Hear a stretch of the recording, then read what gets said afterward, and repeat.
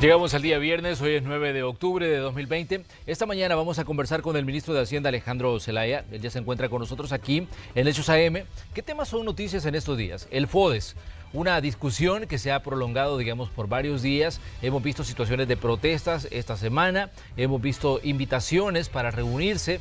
Primero, el ministro dijo que quería reunirse en el Ministerio de Hacienda con los diputados, con representantes de los alcaldes en su oficina en el Ministerio de Hacienda. Los diputados primero responden que querían que esa reunión se desarrollara hoy, este día, pero luego esa invitación fue cancelada. ¿Qué es lo que está ocurriendo con este tema y qué está pasando con el tema del financiamiento para enfrentar la pandemia? De eso vamos a conversar hoy aquí en Hechos AM, pero pongamos algunos hechos en contexto. El ministro de Hacienda, Alejandro Zelaya, presentó en la Asamblea Legislativa el proyecto de presupuesto general de la Nación para el año 2021, que asciende a 7.453.5 millones de dólares y que, según indicó, tiene como prioridad la inversión en educación, salud y seguridad pública. El proyecto de presupuesto de la Nación para el próximo año es unos 1.000 millones de dólares más que el proyecto de este año. Este proyecto, según indicó el presidente de la República, ya no se incluye el 5% de la contribución especial para la seguridad. Este vence el 4 de noviembre y al menos se buscará que este impuesto ya no sea trasladado a la población, sino que sea directamente pagado por los grandes contribuyentes. El gobierno pedirá a la Asamblea Legislativa que suba del 5 al 8% el pago de esta contribución. Otro tema que se mantiene pendiente es el del pago del FODES. Esta semana se realizó una protesta en diferentes puntos del país en exigencia del desembolso. El gobierno argumenta que no tiene fondos. Sin embargo, el ministro de Hacienda invitó al presidente de la Asamblea Legislativa, a los jefes de todos los grupos parlamentarios y a la presidenta de Comures para tener una reunión de trabajo que permita abordar el financiamiento pendiente de la aprobación legislativa y la transferencia del FODES. Esta mañana conversaremos sobre estos y otros temas con el ministro de Hacienda, Alejandro Zelaya. Bienvenidos a la entrevista de Hechos AM. Así es, cerramos la semana, estamos en el día viernes, una semana más de trabajo y hoy vamos a conversar con el ministro de Hacienda. Señor ministro, buenos días, qué bueno que puede acompañarnos. Muy buenos días, Manuel, muy buenos días a todos los televidentes que a esta hora de la mañana pues están interesados en las temáticas presupuestarias. Con mucho gusto atenderemos todas las consultas que tengas para tus televidentes, Manuel. Ministro, primero se había dicho, usted hizo una invitación a los diputados y en este caso también a la presidenta de Comures para que se reunieran el sábado con su oficina. ¿Quiénes le han confirmado para ir a, digamos, a esta reunión? Porque había otra contrapropuesta, que esa reunión se desarrollara hoy en la Asamblea Legislativa, pero al final esto fue cancelado. Sí, bueno, de la propuesta del día de ayer, bueno, me contaron, pero no estuve pendiente del canal legislativo, estaba pues con varias ocupaciones el día de ayer, estábamos presentando casos de evasión ante la Fiscalía General de la República. Nosotros el día miércoles, Manuel, invitamos a todos los jefes de fracción y al diputado independiente y también al presidente de la Asamblea, así como a la Junta Directiva de Comures, representada a través de la señora alcaldesa Milagro Navas. Yo solo he recibido hasta este día la confirmación para la reunión del día sábado de la presidenta de Comures, que lo hizo también de manera pública, del jefe de fracción del grupo parlamentario Gana y del jefe de fracción del PCN. De los demás legisladores, pues lo que escuché es que querían que llegara a negociar a la comisión política, pero pues en nuestro entender o en nuestra opinión, Manuel, yo creo que los jefes de fracción deberían ser los que deberían de sentarse en conjunto con nosotros, pero en conjunto con los alcaldes, porque ellos nos han convocado para el día lunes, pero solo los diputados, y para el día sábado, pues al parecer solo van a llegar los alcaldes. Entonces veo bastante ilógico. Yo entiendo que la señora alcaldesa Milagro Navas pues es parte del partido Arena y me imagino que ha de tener de comunicación con el jefe de fracción Carlos Reyes, ¿no? Entonces a mí sí de verdad me gustaría que dejáramos de alargar la discusión y de alargar el diálogo, porque el país de verdad necesita soluciones, o si lo que pretenden algunos es que las protestas se alarguen, pues que lo digan de manera abierta, porque yo escuchaba ayer al alcalde de Soyapango decir que las protestas iban a continuar de manera indefinida. Si las protestas continúan de manera violenta y golpeando a ciudadanos, la verdad que no es la forma de encontrar una solución para el país. Nosotros estamos invitando a los señores diputados, pero, por ejemplo, el alcalde de Soyapango, en vez de pedirle al diputado Carlos Reyes que asista a la reunión, dice, bueno, si no se llega a nada concreto el día sábado, vamos a continuar con las protestas. Entonces parece que lo que se quiere es seguir generando caos. Yo quiero pensar que no es eso lo que ellos están buscando, pero sí les vuelvo a solicitar y les vuelvo a hacer la invitación a que nos acompañen el día sábado a todas las fracciones legislativas y también a los miembros de la Junta Directiva de Comures. Pero, ministro, digamos, el tema de si se reúnen o dónde se reúnen es como, digamos, un paso de forma, pero vamos al fondo. Sí. ¿Cuál es la propuesta que lleva el gobierno en sí? Digamos, son ya varios meses de retraso en el pago del FODES, según tenemos entendido, son 144 millones que el gobierno, en este caso el Ejecutivo, no ha transferido a las municipalidades. ¿Cuál es en sí la propuesta que ustedes tienen para las alcaldías y decirles, miren, solventemos el problema, aquí están las posibles soluciones? Sí, vean, Manuel, hay que aclarar algo. Nosotros tenemos un retraso a esta fecha de 3 meses en sí. Hay un mes que está vencido, que es el mes de septiembre, pero ese mes se traslada normalmente por ahí por el 24 de cada mes. Es decir, sí, nosotros lo tendríamos que trasladar por ahí por el 24 de octubre. ¿Qué es lo que pasa? Nosotros hemos pedido que tratemos 2 temas específicamente con esto. El tema del financiamiento de los fondos COVID para restituir los ingresos y continuar atendiendo la emergencia. Y 2, el tema del FODES, porque sabemos que les interesa a los señores diputados. Pero ellos quieren que la discusión gire en torno solo al FODES. Y eso, Manuel, yo lo he repetido en reiteradas ocasiones, de que nos deja en una posición bastante complicada de la caja fiscal. Entonces, parece que es una estrategia de dilatar y ahogar, de dilatar las discusiones y ahogar financieramente las respuestas del Ejecutivo hacia la población. Entonces, nosotros estamos somos de la idea de que debemos de entregarle también recursos a las alcaldías y no estamos en contra. Nosotros nunca hemos dicho que no debemos pagar el FODES o que no debemos trasladarle el 30% de los préstamos COVID. El problema es que nosotros no hemos restituido ingresos hasta este momento de parte de los señores legisladores, excepción hecha por 606.5 millones que nos aprobó la Asamblea durante algunos meses. De esos 606 millones, el Ejecutivo solo ha utilizado 307 millones. Entonces necesitamos restituir ingresos. ¿Dónde se fueron la demás parte? Pues se fueron 191 millones asignados a las alcaldías, 55 millones que se asignaron a Fomilenio y 52 millones que se asignaron a la partida de pensiones de veteranos. Entonces el Ejecutivo realmente ha contado a esta fecha con 307 millones para atender la emergencia nada más, y solo las transferencias de 300 millones a los 1.5 millones de hogares salvadoreños nos costaron alrededor de 400 millones de dólares. Entonces, ahí ves que no hemos tenido los recursos necesarios para atender la emergencia y hemos tenido que atender la emergencia con el presupuesto ordinario. Así que nosotros queremos tratar los 2 temas, porque los 2, aunque ellos digan que no tienen nada que ver, porque ellos solo dicen, es que está consignado en el presupuesto. Sí, si en el presupuesto también tenía yo consignado pagarle a los proveedores del Estado, digamos, a tiempo o pagarles oportunamente, pero no pudimos. Muchos proveedores también hemos tenido algunos retrasos. De hecho, para pagar salarios de la Asamblea Legislativa tuvimos que hacer algunos recortes o algunos ajustes dentro de nuestros pagos de proveedores, es decir, los diferimos unos días más esperando la recaudación. Pero entonces la condicionante es, nosotros pagamos el FODES, pero ustedes tienen que liberar los fondos que tienen atrapados. No es una condicionante como tal. ¿O la base de la negociación? No es una condicionante como tal, pero debemos tratar los 2 temas, Manuel. Yo creo que ellos saben muy bien que esta etapa del año, la etapa de cierre del año, de los últimos 3 meses, son los más complicados para el Ministerio de Hacienda, porque se vienen bastantes compromisos, pagos de aguinaldos, bonificaciones, en algunos casos de algún personal que trabaja en primera línea, proveedores, hay que pagar deuda externa. Entonces ellos conocen esta realidad, ellos saben que tenemos un cúmulo de obligaciones que cumplir antes del 31 de diciembre.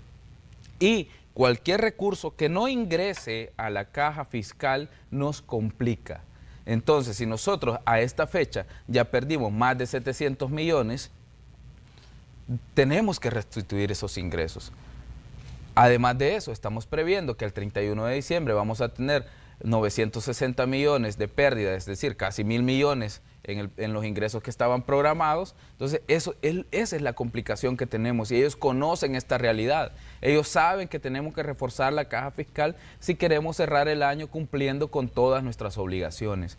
Así que yo les vuelvo a hacer un llamado, Manuel, para que tratemos los dos temas. Los dos temas son vinculantes, así como nos tocó atrasarnos con las pensiones de los veteranos. Nosotros no queremos atrasarnos ni con proveedores, ni con pensiones de veteranos, ni con los traslados a las alcaldías, ni con, mucho menos con los insumos médicos, mucho menos con los salarios de nuestros médicos. Entonces, para hacer eso, nosotros tenemos que prever una fuente de recursos que sea, digamos, confiable. Y en este caso, la restitución de los ingresos, que para eso se negoció el decreto 608. El decreto 608 establece específicamente que se pueden usar los préstamos o los bonos que nosotros consigamos en el mercado internacional para varias finalidades. Uno, atender la emergencia, ¿verdad?, de parte del gobierno por el gasto adicional que surgió, camas, oxígenos, medicamentos, traslados a alcaldías del 30%, restitución de ingresos o para financiar gastos que se hayan quedado desfinanciados en el presupuesto general de la nación. Esas son las finalidades del decreto 608, pero ahora parece que esas finalidades se les han olvidado a algunos. La restitución de ingresos al Ministerio de Hacienda quedó consignado en ese decreto y creo que debemos respetar la asignación que se le había hecho. Nosotros conversábamos esta semana con una diputada que es parte de la Comisión de Hacienda y ella decía... Primero decía que el FODES se debe de pagar de los ingresos corrientes que tiene el fisco. Y ella decía que ha tenido, digamos, un ritmo de ingresos el gobierno arriba de los 300 millones, decía, incluso en los meses de la pandemia.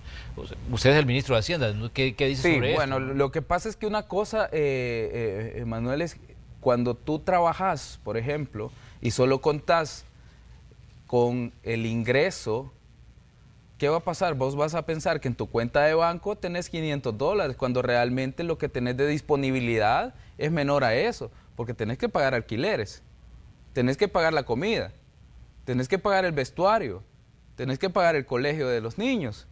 Entonces todo esto al final, en un ejemplo hipotético, para que nos entiendan todos los salvadoreños que nos están viendo, si en su casa usted gana $500, ese es su ingreso total. Pero realmente su disponibilidad para utilizar en otros gastos es menor porque tiene ya algunos compromisos. Nosotros no vamos a dejar de pagar los salarios de nuestros médicos, no vamos a dejar sin insumos el Hospital El Salvador, así como ellos lo dejaron en la votación que hicieron en el decreto 728. Otorgaron solo dinero para las plazas, solo para pagar salarios al Hospital El Salvador, pero no dejaron asignación para medicamentos, para insumos médicos, para equipo menor a $600 que estaban consignados en esos mismos 30 millones que nosotros solicitaron, y al final solo aprobaron 15.5 millones para el Hospital El Salvador. Entonces, esa es la forma en la que ellos ven las finanzas públicas. Las finanzas públicas no se pueden solo ver los ingresos. Si solo vemos los ingresos, vamos a tener ese resultado. Hemos estado percibiendo alrededor de 300 millones mensuales, pero hemos estado gastando en la emergencia. Las camas hospitalarias que estaban usando nuestros pacientes en el Hospital El Salvador, tuvimos que comprarlas con recursos. El oxígeno que se le puso a muchos, incluso a muchos pacientes, incluso familiares de algunos diputados, están siendo atendidos y fueron atendidos en el Hospital El Salvador, y esos recursos que se compraron necesitan fondos. Entonces, si bien es cierto que hemos tenido alguna recaudación, también la demanda adicional del gasto creció. Nosotros no teníamos previsto en diciembre de 2019 construir el Hospital El Salvador, y si no lo hubiéramos construido, ¿qué cifras tendríamos en fallecidos o en número de contagios? El Hospital El Salvador ayudó a descongestionar toda la red nacional, además de todas las remodelaciones que hicimos. Invertimos cerca de 30 millones en remodelar toda nuestra red hospitalaria. Pero ¿esto qué es lo que significa, ministro? Que mientras no se restituya las áreas que se quedaron desfinanciadas, ¿no se va a poder pagar, por ejemplo, el FODES? Vamos a seguir teniendo complicaciones, y no solo con el FODES, Manuel, y eso para que lo tenga claro toda la población. Lo que yo estoy realizando es una planificación financiera de obligaciones del Estado de tal suerte que no tengamos un incumplimiento con ninguno de nuestros acreedores, llámese inversionistas del mercado internacional de bonos, llámese organismos multilaterales vía préstamos, llámese proveedores, pago de salarios. Nosotros estamos tratando de estirar los pocos recursos que tenemos para seguir atendiendo la emergencia y además de eso también para atender la recuperación económica. Hay que recordar también que sigue latente la amenaza de una segunda ola de contagio. Dios no lo quiera, Manuel, pero si a nosotros nos pasa como Costa Rica, por ejemplo, que está teniendo 1.500 casos diarios y estaba escuchando la última vez cerca de 15 muertos diarios, o lo que nos pasa como en Guatemala, con unas cifras exacerbadas de contagios diarios y con sus hospitales pues bastante complicados, nosotros vamos a tener que seguir invirtiendo recursos. ¿Y a quiénes van a salir a culpar los señores diputados cuando no podamos atender la emergencia porque no tenemos fondos? Al Ejecutivo, con seguridad. Ellos se van a sacar la responsabilidad de encima. Así como ahora nos están diciendo, pague el FODES, pague el FODES, pague el FODES, pero no me dicen de dónde. Es que tuvo ingresos, sí, pero también tuvimos que pagar los medicamentos, tuvimos que pagar la atención de todos nuestros pacientes, los salarios de nuestros médicos. Entonces, ellos no toman en cuenta todos esos gastos. Debemos llegar a consensos, tenemos que tomar una decisión y darle soluciones a nuestro país, porque la caja fiscal se encuentra en un momento delicado. Y eso es algo que yo lo dije desde el primer día de trabajo que llegué a la Asamblea Legislativa y les dije, señores, tengamos conciencia del momento que atraviesa el país. Yo he conversado con organismos multilaterales y me dicen, ministro, estamos bastante preocupados porque El Salvador es el único país que está rechazando préstamos en medio de una emergencia y está rechazando préstamos a un 2.11%, o sea, con unas condiciones inmejorables en el mercado. Yo lo comentaba, creo que en la última entrevista que tuvimos contigo, Manuel, El Salvador fue uno de los 3 países a nivel latinoamericano que accedió a condiciones preferenciales con el Banco Interamericano de Desarrollo, BID. Nos otorgaron créditos que ahora están ahí en la Asamblea Legislativa sin poder ser asignados presupuestariamente. A partir del 20 de septiembre de este año, nosotros estamos pagando una cláusula de compromiso de $4.100 diarios. Es decir, que si al 31 de diciembre estos créditos no están ratificados, el país habrá perdido, solo por un crédito de 250 millones y otro de 50, habrá perdido $500,000. O sea, pero en nada, o sea, dinero tirado a la basura, básicamente. ¿Por qué? Por la necedad de algunos pocos que no quieren llegar a consensos. Pero preocupa cuando se dice, bueno, que se corre el riesgo de quedar algunas áreas, se queden desfinanciados. ¿Está, digamos, el Salvador cerca de caer en un default o digamos, en un impago, producto de ese mismo tipo de situaciones que están ocurriendo con los desacuerdos con la Asamblea? Eso es lo que nosotros no queremos, Manuel. De hecho, hay que recordar que en el año 2017 el país cayó en un default selectivo. La tasa que algunos diputados nos reclaman de los bonos que colocamos el 8 de julio a una tasa de 9.5% en un mercado internacional convulsionado, ¿verdad?, en medio de una crisis sanitaria y financiera como nunca había existido en la historia. En ese contexto nosotros logramos colocar a una tasa bastante competitiva que es el 9.5%. Y posteriormente, en la reciente colocación de CETES que hicimos en el mes de septiembre, colocamos a una tasa de 7.5%, pagando única y exclusivamente 5 puntos básicos de la emisión, mientras que en gobiernos anteriores se pagaban 20 puntos básicos, 23 puntos básicos por emisión. Conseguimos el financiamiento a un buen precio. Pero ¿qué es lo que pasa? Nosotros llegamos con estos financiamientos, a pesar de todas las críticas de la oposición, pero seguimos encontrando bloqueos en la Asamblea Legislativa. El presidente de la República daba declaraciones esta semana y decía, por ejemplo, en una de sus intervenciones decía de que desde abril ya se veía venir que se iba a caer, digamos, en un impago con las alcaldías en el tema FODES debido a la situación que estaba generando con el tema de la pandemia. Y también él decía otro punto importante, decía que ante las situaciones que estamos, no se puede contemplar una fecha de pago para los alcaldes. ¿Usted qué dice de esto? Porque definitivamente parece que el punto de discusión se está centrando en el FODES y es ahí donde todo el mundo pues quiere que se dé algún tipo de certeza de parte de, en este caso, del ministro de Hacienda. Lo que pasa, Manuel, es que pareciera que hay un argumento que no aplica, o por lo menos no lo aplican los diputados de manera homogénea. Los alcaldes nos dicen, miren, nosotros necesitamos el FODES ahora, incluso hasta para pagar salarios, que no está previsto en la ley FODES que sea para pagar salarios. Nosotros necesitamos el FODES porque se nos cayó la recaudación tributaria. Y justamente es lo que, el mismo argumento es el que yo he dado ante los diputados para que restituyamos esos ingresos y no los quieren restituir. Además de eso, Manuel, nosotros tuvimos un incremento en el gasto. Las alcaldías, si bien es cierto, tuvieron algún incremento en el gasto por algunas acciones que ellos ejecutaron, como rociar con desinfectante algunos carros, poner algunos arcos, la entrega de paquetes familiares la hizo el gobierno de la República de manera directa. Algunos de ellos también tomaron la iniciativa de entregar algunos paquetes alimentarios. Pero el incremento del gasto que han tenido las alcaldías no es ni por cerca con el incremento del gasto que ha tenido el gobierno de la República en materia de salud. Entonces tenemos que hacer que estos gastos adicionales también estén financiados, además de restituir la pérdida. Cuando se aprobó, digamos, el plan de rescate para la economía, se dijo que el 30% de los fondos iban a ir para las alcaldías. Sí. Ahí estamos, Sí. con ese dato que es así. Sí, tal cual. Se incorpora al presupuesto 197 millones y de esos un porcentaje se dijo que iba a ir para las alcaldías. Sí. Los alcaldes dicen no nos han dado esos fondos todavía. No, correcto, porque están en las cuentas del Banco Central de Reserva.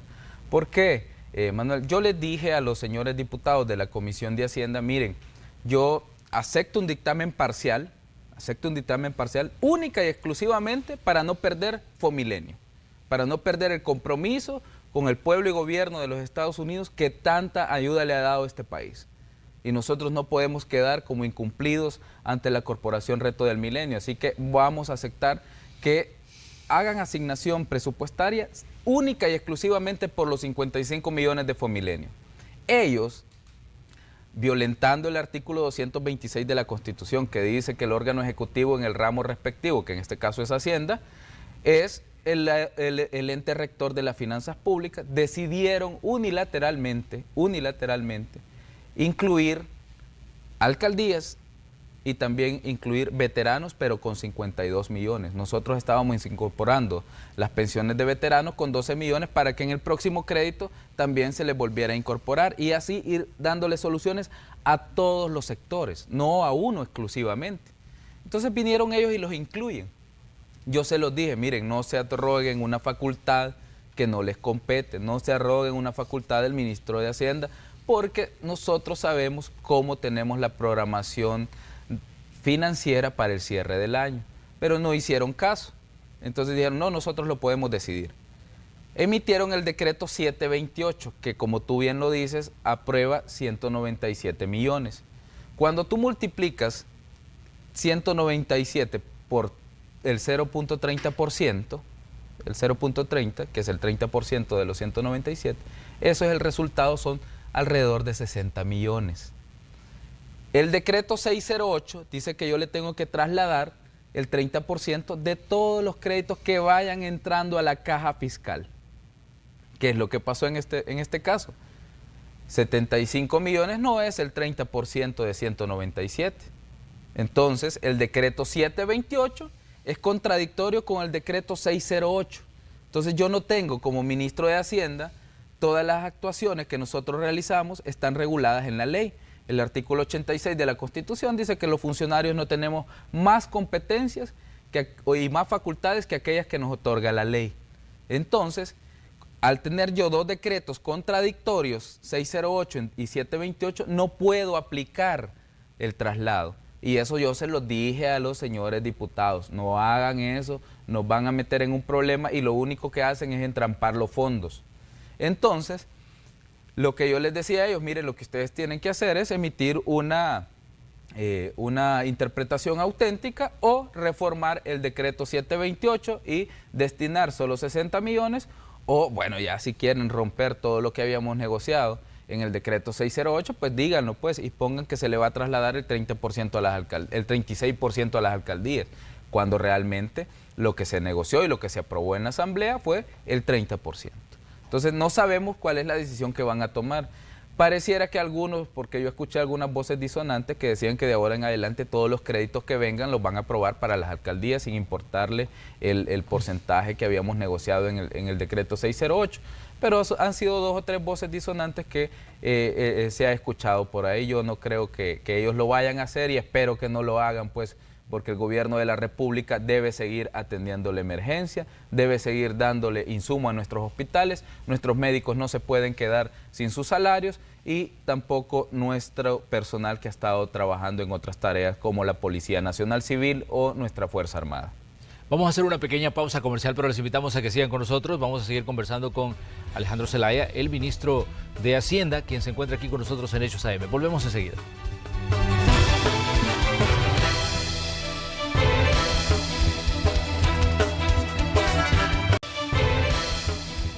Mañana de viernes aquí en Hechos AM tenemos hoy la visita del ministro de Hacienda, Alejandro Zelaya. Estamos hablando de los temas que están en discusión con la Asamblea Legislativa. Ya hablábamos de los créditos, ministro, que estaban pendientes de aprobación, pendientes de ratificación o pendientes de incorporación al presupuesto general de la Nación. ¿Cuáles son los créditos y a cuánto ascienden? Porque ese es un punto importante, porque escuchamos a los diputados y dicen, mire, el gobierno ha tenido acceso a 3.000 millones de dólares, a 5.000 millones de dólares, a 6.000 millones de dólares, pero luego escuchamos la visión que tiene, digamos, el Ejecutivo, y dice el presidente de la República, solo hemos tenido acceso a 300 millones.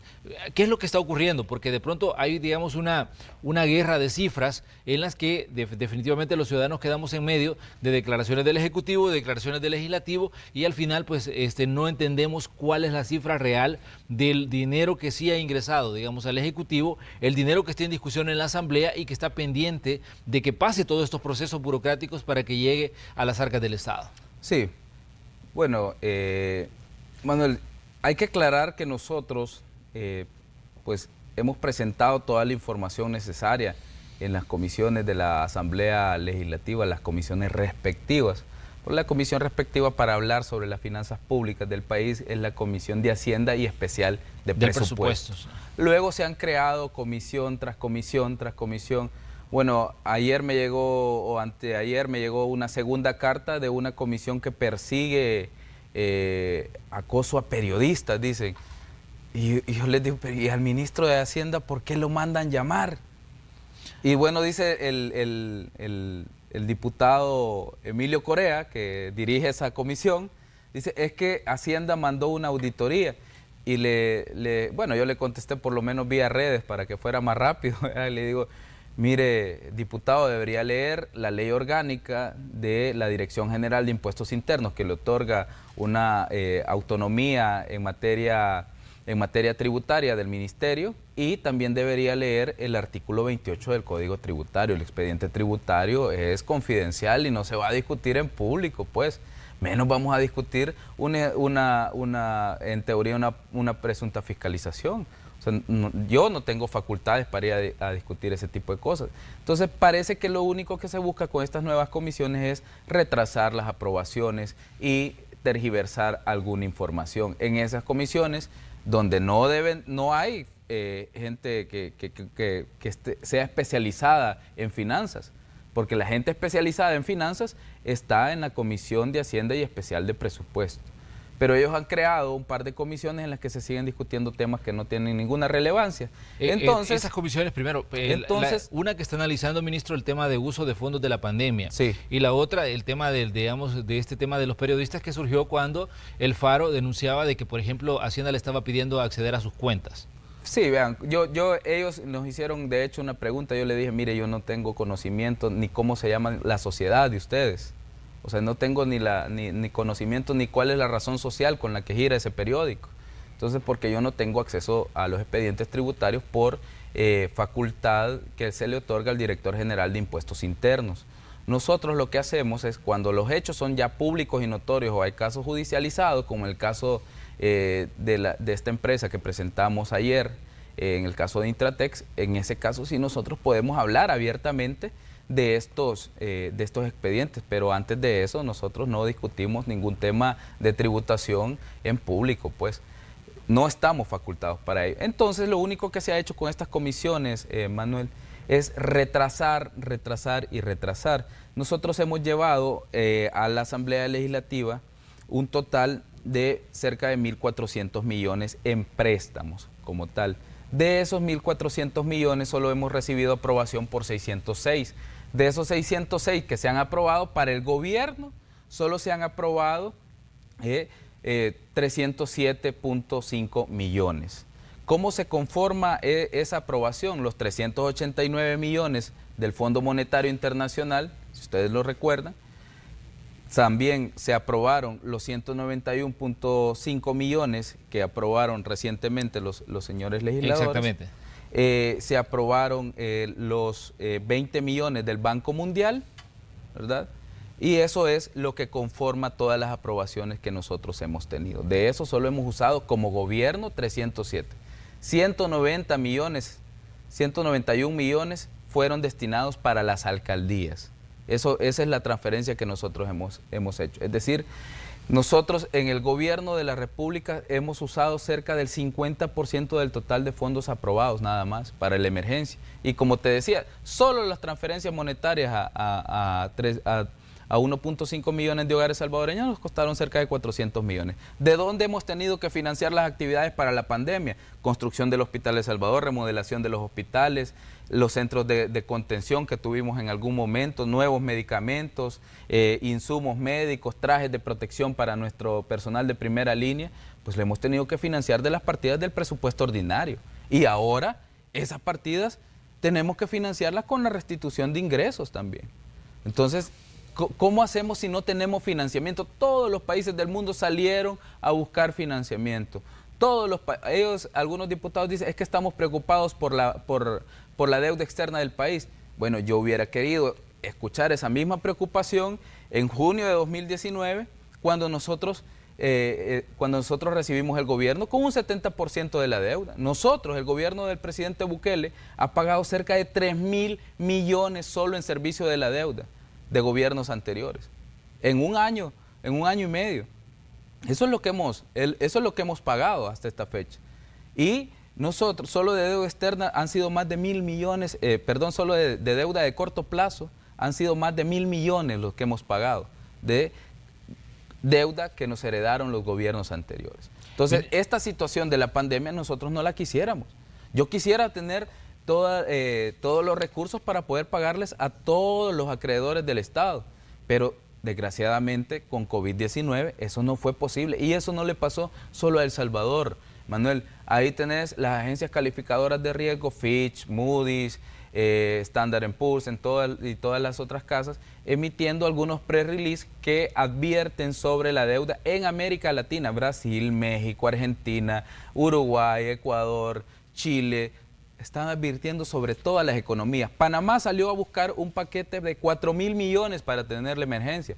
Costa Rica optó por un paquete de 2.500 millones y vean los resultados que ahora tienen. Nosotros salimos con un paquete de 3.000 millones para dos aristas: la emergencia sanitaria y la emergencia económica. Entonces, hemos sido de los países con mejores resultados a nivel mundial, y creo que debemos ahora hacer una adecuada reactivación de la economía, y para eso necesitamos la buena voluntad de los señores diputados para que aprueben estos financiamientos y podamos darle soluciones a nuestra gente.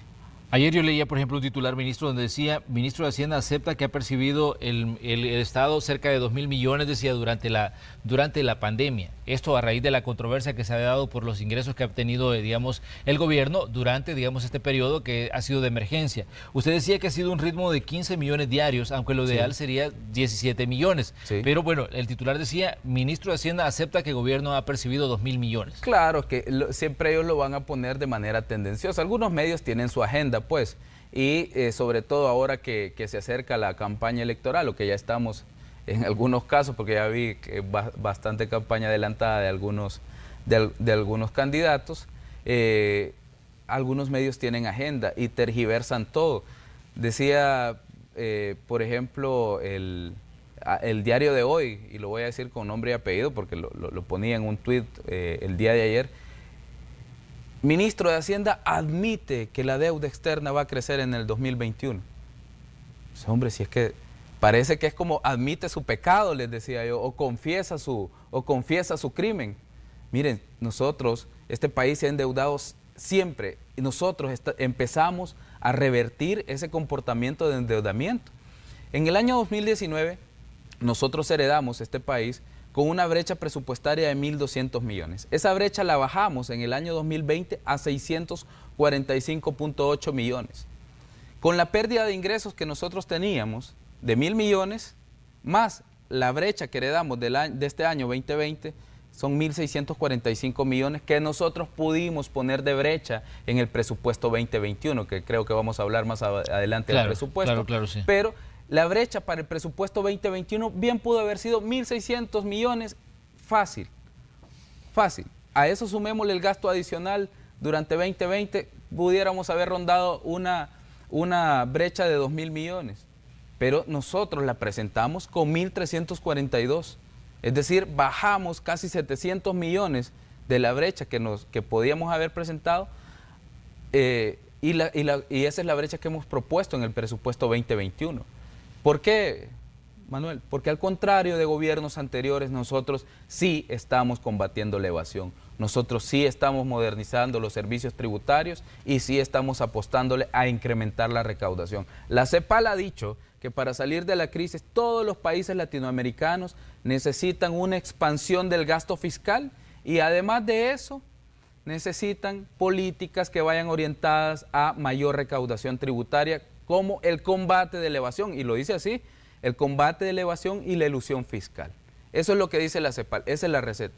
Así que nosotros estamos escuchando los organismos internacionales, pero también estamos aplicando nuestras propias iniciativas en materia de reactivación del consumo y también de la inversión. Ya que mencionaba el presupuesto, ministro, el jefe de fracción del Partido Arena, Carlos Reyes, estuvo por aquí esta semana y él hablaba de las deficiencias que decía que han encontrado en el proyecto de presupuesto, sí. Como por ejemplo decía que no tiene la declaración jurada que debería estar anexa al proyecto de presupuesto y que tendría que haber sido firmada por usted. Decía, el otro punto decía que no contiene el documento inflacionario macroeconómico fiscal de mediano y largo plazo y tampoco está desde la propuesta de reformas y parámetros de límites cuantitativos de la ley de responsabilidad fiscal. Correcto, ley de responsabilidad fiscal, Manuel, ley de responsabilidad fiscal. Yo le quiero recordar a los señores diputados que ellos emitieron el decreto 607 antes de emitir el decreto 608. ¿Por qué? Porque el decreto 607 suspende la ley de responsabilidad fiscal, suspende los efectos de la ley de responsabilidad fiscal. Estos requisitos que ellos mencionan son requisitos que establecen la ley de responsabilidad fiscal que se encuentra suspendida en este momento. Y ellos fueron los que la suspendieron. En este momento nosotros no tenemos regla fiscal. ¿Por qué? Porque la regla fiscal, Manuel, fue una ley que se negoció con varios organismos internacionales en el año 2016 porque el país estaba endeudándose en exceso y estaba incrementando su gasto corriente a niveles desproporcionados. Entonces se estableció una ruta fiscal para que en 10 años se pudieran reducir los efectos del endeudamiento. Y básicamente se puso una meta de 1 punto porcentual del PIB respecto a la deuda para irla reduciendo gradualmente la deuda externa que ya llegaba a límites muy altos en ese momento, año 2016, 2017 caímos en default selectivo. Nosotros solicitamos a la Asamblea Legislativa que se suspendiera esa regla fiscal porque ningún país del mundo puede hacer frente a la emergencia por COVID-19 si mantenía sus reglas de gasto corriente. Había que contratar más médicos, había que contratar más enfermeras, había que comprar más oxígeno, había que darle más atención a ciertos grupos vulnerables del país, había que establecer centros de contención, había que patrullar nuestras fronteras y todo eso básicamente es gasto corriente.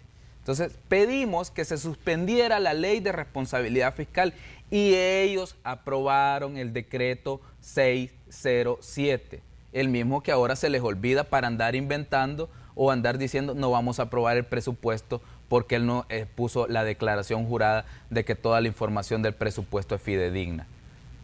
A mí me parece extraño porque ellos fueron los que suspendieron la ley de responsabilidad fiscal. ¿El Salvador fue el único país que la suspendió? No, no fue el único país.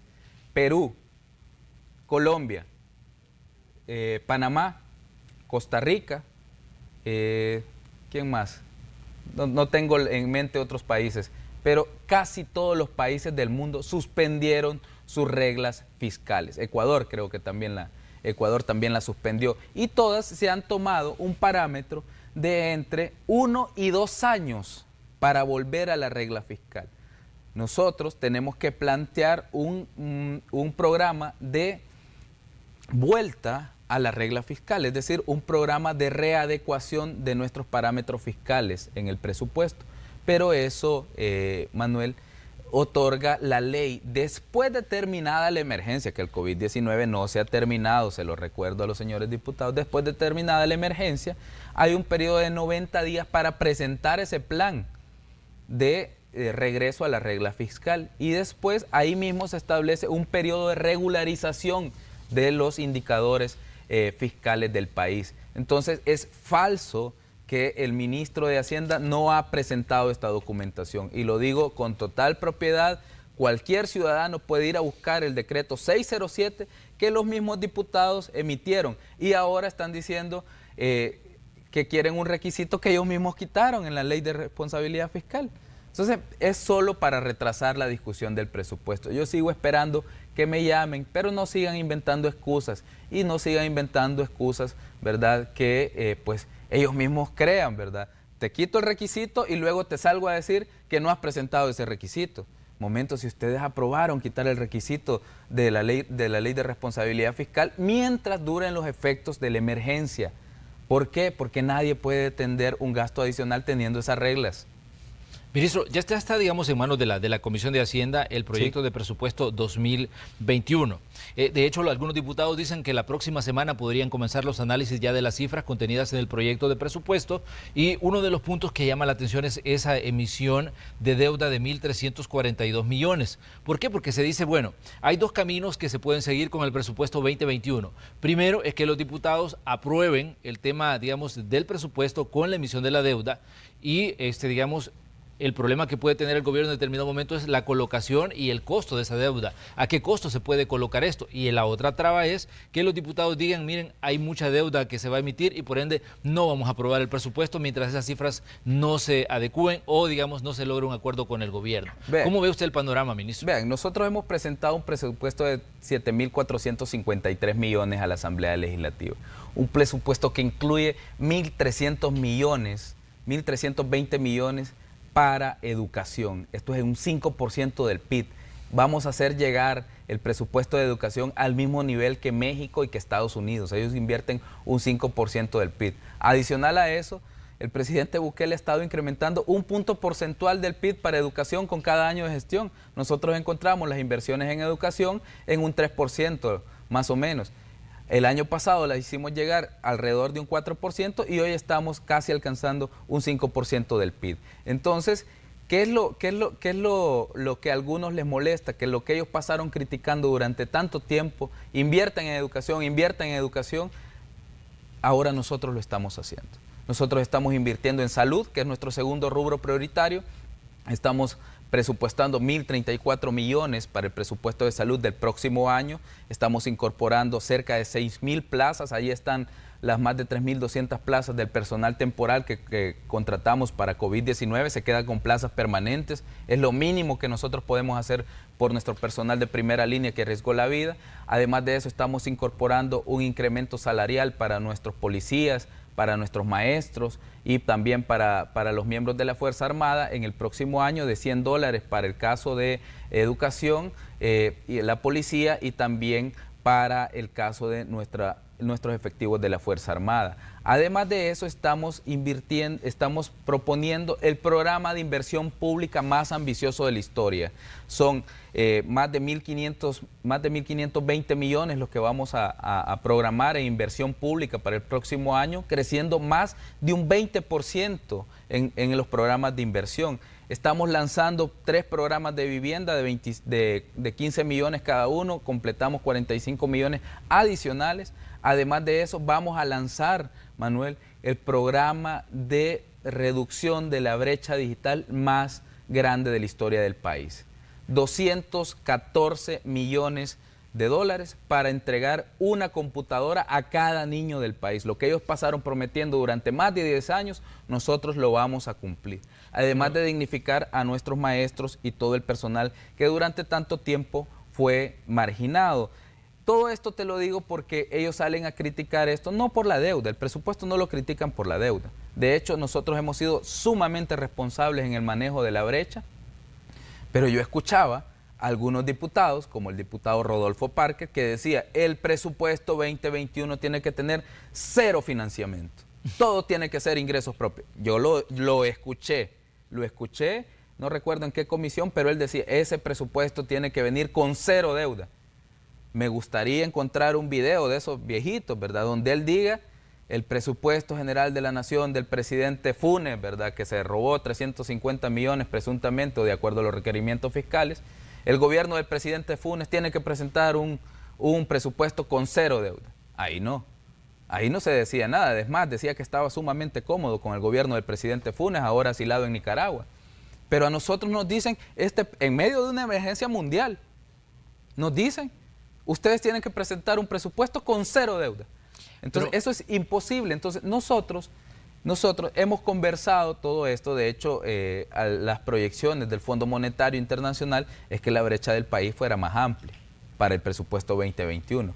Nosotros lo hemos conversado con ellos. Yo he conversado con el Banco Interamericano de Desarrollo, he hablado con los inversionistas y tenedores de bonos del país, y pues a todos les parece que la brecha que nosotros hemos presentado es la adecuada. Después te dicen, es que los ingresos están inflados. Sí, si ellos no entienden qué es el combate a la evasión, no lo van a entender nunca, porque nunca tuvieron el valor de combatir a los malos empresarios. El gobierno del presidente Nayib Bukele es el único que ha tomado las herramientas legales que le da el Código Tributario y las demás leyes para ir a perseguir a los malos empresarios. Pero a los buenos empresarios les hemos dado facilidades. Pero ¿cree usted que el país no pueda tener problemas a la hora de colocar esta deuda? Porque ya, digamos, se colocó deuda a un 9.5. Obviamente estamos ante requerimientos de préstamos por diferentes países del mundo. ¿No cree que El Salvador puede tener problemas en determinado momento en colocar esos 1.342 millones de dólares que van para financiar el presupuesto? No vamos a tener problemas. De hecho, si no tenían problemas el gobierno del presidente Sánchez Serén, por ejemplo, con ritmos de crecimiento económico muy bajos, con políticas de gasto corriente expansivas y cargando de masa laboral el Estado en el año 2019, y colocaron cerca de 1.200 millones en el año 2019, ¿verdad?, que ellos gobernaban. Y nosotros así lo recibimos, pues. Entonces, si ellos no tuvieron problemas con un gobierno en el que, si tú recuerdas, siempre se le dijo, el presidente nunca está, bueno, pasaba cualquier emergencia, el presidente estaba en Cuba, pasaba, bueno, la alerta de viaje a El Salvador se levantó con el gobierno del presidente Bukele, pero había una alerta de viaje al país. Además de eso, los inversionistas pues se retiraban, caímos en default selectivo en el año 2017. ¿Qué confianza podía dar ese gobierno a los mercados internacionales? Aún así se colocaba.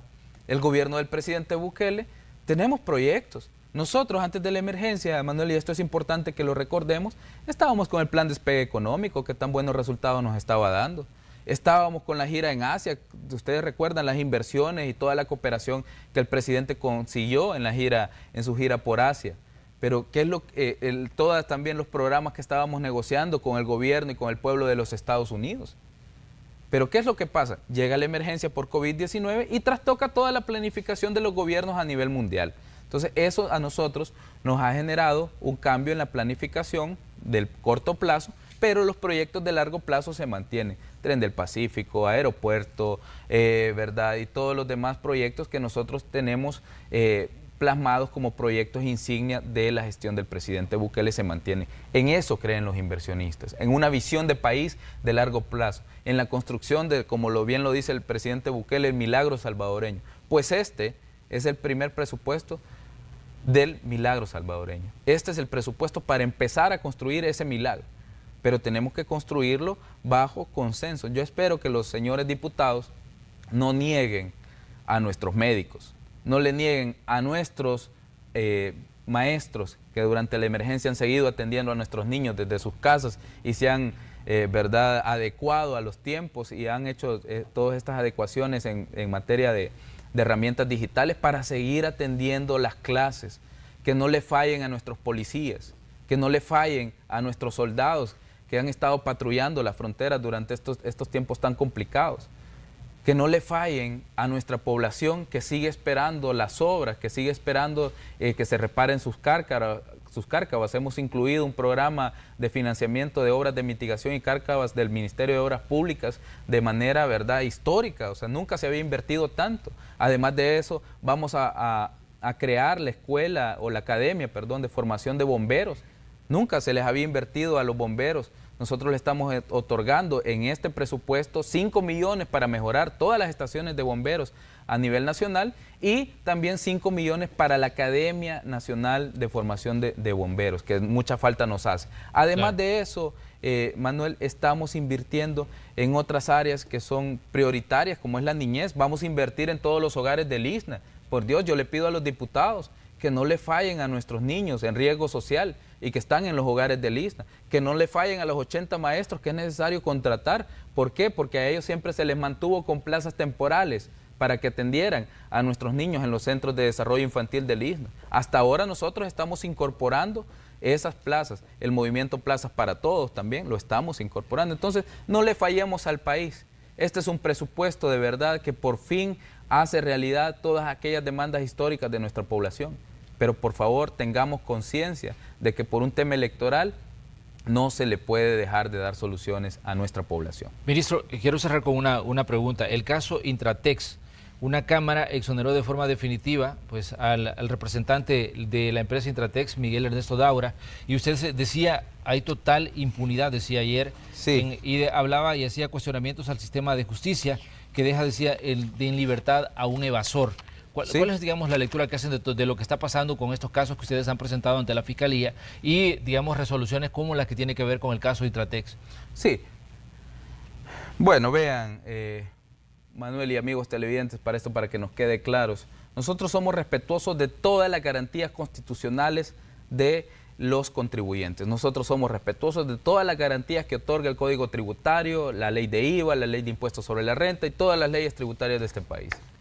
Lo que nosotros no vamos a permitir es que el país se convierta en un trampolín de impunidad para evasores. Estamos perdiendo más de 2.000 millones al año y necesitamos recuperar esos fondos para invertirlos en nuestras escuelas, en nuestros hospitales y también en otras atenciones que necesita llevar el gobierno. El caso de Intratex es el caso típico de la impunidad. El considerando 20 de la resolución que emitió la Cámara Tercera de lo Penal dice que sí hubo evasión, pero que es una evasión no intencional. Entonces, lo que debía haber hecho la Cámara es decirles, señores, Administración Tributaria, demuestren, suspendamos el proceso momentáneamente y demuestren ustedes que hubo evasión intencionada. La Administración Tributaria debía seguir recabando pruebas, presentarlas a la Cámara o al juzgado, porque iban a regresar, perdón, al juzgado el expediente, presentarlos al juzgado y volver a reabrir el proceso, pero no decretarle sobreseimiento definitivo al representante legal de esta empresa, que bien lo dice el considerando 20 que yo posteé en mi perfil de Twitter el día de ayer. El considerando 20 dice, esta Cámara considera que si bien hubo evasión, fue por un error. Puso como ingresos no grabados 293 millones de dólares. Esos fueron los que puso. 293 millones de dólares los declaró como ingresos no grabados. Y dice la Cámara, bueno, fue un error, que los pague, que los pague. Entonces manda a que los pague por la vía administrativa. ¿Qué es lo que pasa con la vía administrativa? La Administración Tributaria va a llegar y va a decir, este señor debe pagar los 5.3 millones, esta empresa. Cuando la empresa, cuando nos toque hacer efectivo el pago, ¿quién va a firmar el cheque? ¿El representante legal? No, no lo va a firmar porque no va a querer pagar si él ya fue absuelto. Entonces, hay una impunidad de tal suerte que el delito se le tira a un ente jurídico que es una ficción, porque las sociedades son ficciones jurídicas, se le da al representante legal o la persona que realmente puede cumplir la obligación de esta ficción jurídica, se le da un sobreseimiento definitivo. De tal suerte que la administración tributaria ahora no va a tener cómo cobrar los 5.3 millones. Entonces, sí reconocen una evasión, pero le dan un artilugio legal para que no pague. Entonces, nosotros ya dijimos, le vamos a pedir al fiscal general de la República que impugne la decisión. En este caso, nosotros decíamos, bueno, vamos a apelar para hablar en un lenguaje, ¿verdad? Digamos que entienda más la gente, cuando realmente lo que procede es un recurso de casación, ¿verdad? Claro. Porque es materia penal. Pero nos da la impresión de que esta resolución no debió haberse emitido. Además de que hay un agravante. La administración tributaria del país, representada por la DGI, es la víctima en estos casos. No se les notificó a la víctima. Cuando la Constitución asegura que en todas las actuaciones que se realicen en la PNC, en la Fiscalía General de la República o en sede judicial, la víctima debe estar informada de lo que está sucediendo. Y no se le notificó a la Dirección General de Impuestos Internos que este recurso de apelación de parte de la empresa Intratec se había presentado en la Cámara. Se sacó la resolución y básicamente nos dijeron, miren, ellos ya son inocentes. Pues no, nosotros sí vamos a perseguir esos fondos y vamos a pedir al fiscal general que impugne mediante un recurso de casación esa decisión de la Cámara Tercera de lo Penal que le otorga impunidad a alguien que ellos mismos dicen evadió impuestos. Muy bien, ministro. Le queremos agradecer que nos haya visitado esta mañana.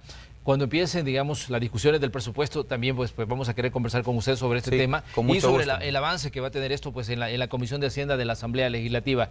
Gracias por estar aquí. Gracias, Manuel, por la invitación y gracias a todos los amigos que nos sintonizaron. Y bueno, con mucho gusto, las veces que tú nos invites, vamos a estar aquí para hablar de temas hacendarios, ¿verdad? Y de toda la coyuntura del país. Muy bien, vamos nosotros a una pequeña pausa y ya volvemos con más información aquí en Noticiero Hechos.